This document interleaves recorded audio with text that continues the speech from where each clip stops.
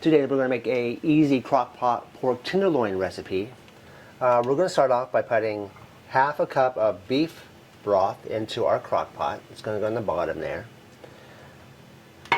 In our pie plate here, we're going to take 2 tablespoons of brown sugar, 1 teaspoon of smoked paprika.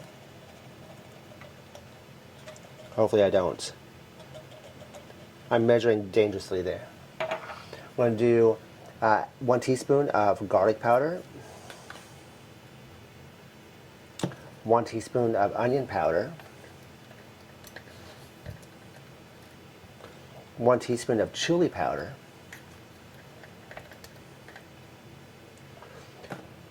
1 teaspoon of Italian seasoning, half a teaspoon of salt. Actually, let's make that 1 teaspoon of salt, and half a teaspoon of black pepper. We're just going to mix that together here real quick. Sorry, once we get that mixed all together, we have here roughly 2.5 pounds of pork tenderloin. We're going to take that and we are just going to press that firmly into that mixture.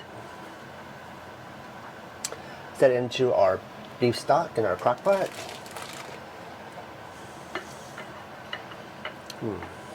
This is going to be packed with flavor and super simple to make. We love crock pot recipes. Take the remaining of our mixture there. Let's go ahead and pour it in there in that sauce. We don't want to lose any of that flavor. I have 1/4 a cup of butter here. I've cut into little cubes, which we're going to place down on top of our pork.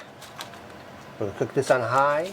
We're going to check it at 2 hours. We want our internal temperature to be correct, and then we're going to check it in a couple hours. Yeah. Our pork is ready. We're going to pull that out. That juice will make it an amazing gravy.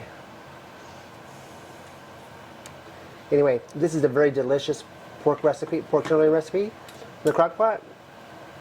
Give it a try.